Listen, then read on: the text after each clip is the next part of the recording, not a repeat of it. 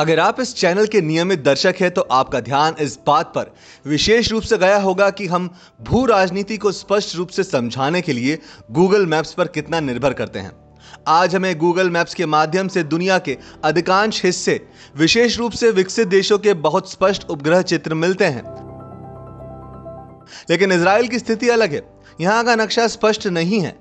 यह न केवल इजराइल का बल्कि वेस्ट बैंक और गाजा जैसे फिलिस्तीनी क्षेत्रों का भी ऐसा ही है। यहां तक कि बेहद गोपनीय उत्तर कोरिया की भी स्पष्ट उपग्रह चित्र मिलती है। लेकिन एक विकसित देश होते हुए भी इजराइल की मैप क्यों स्पष्ट नहीं मिलती?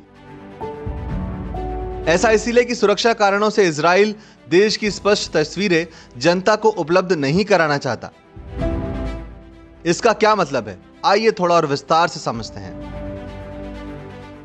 1967 का 6 दिवसीय युद्ध और 1973 में यौम किपुर की लड़ाई ऐसी घटनाएं थी जिन्होंने इजराइल और मध्य पूर्व के भविष्य बदल दिए। दोनों युद्धों में अरब देशों ने सोवियत संघ द्वारा इजराइल के खिलाफ उपलब्ध कराई गई उपग्रह इमेजरी का व्यापक उपयोग किया। लेकिन बाद में संघर्ष सीधे तौर पर अरब देशों से नहीं थे। छोटी छोटी लड़ाइयां और आत्मघाती हमले भी हुए। 1990 के दशक में इजराइल में आत्मघाती हमले व्यापक हो गए जब इजराइल को पता चला कि भविष्य में व्यावसायिक उद्देश्यों के लिए उपग्रह इमेजरी व्यापक रूप से उपयोग किया जाएगा।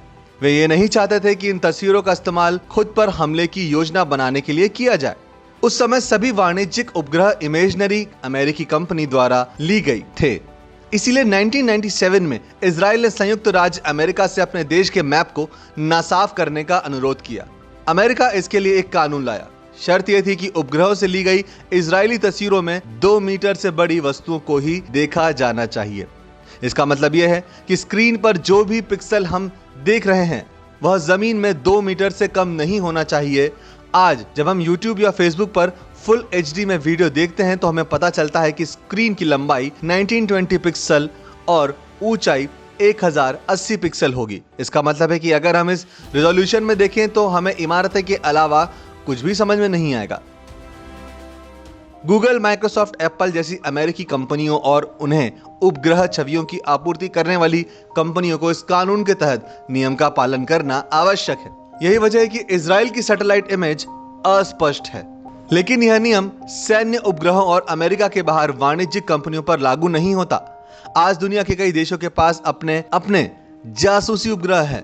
लेकिन ऐसा माना जाता है कि ईरान हमास का समर्थन करता है जो इजराइल के खिलाफ लड़ाई में लगा हुआ है और उन्हें लोकेशन डेटा सहित खुफिया जानकारी भी प्रदान करता है। इसके अलावा स्पष्ट उपग्रह इमेजरी अब एयरबस जैसी यूरोपीय कंपनियों के माध्यम से उपलब्ध है। इन तस्वीरों में 40 सेंटीमीटर तक लंबी वस्तुओं को देखा जा सकता है। इसलिए आम लोगों और उबर जैसी सेवाओं का इस्तेमाल करने वाले को परेशान करने के अलावा आज इस कानून में कुछ खास नहीं है।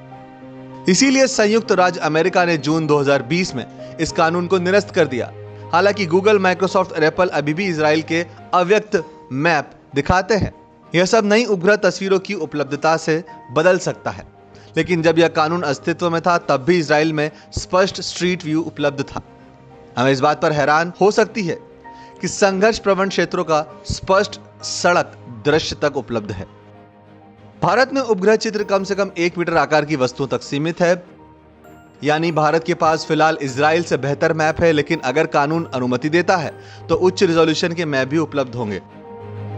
साथ ही भारत में सड़क दृश्य प्रतिबंधित है। अगर ये नियम बदलते हैं तो हम दैनिक आधार पर उपयोग की जाने वाली सेवाओं में सुधार ला सकते हैं। सैन्य और सामरिक क्षेत्रों को छोड़कर सभी क्षेत्रों में मैप को यथासंभव स्पष्ट बनाएं, यही जरूरत है। साथ ही हमें यह सुनिश्चित करना होगा कि लोगों की निजता को कोई चुनौती न हो।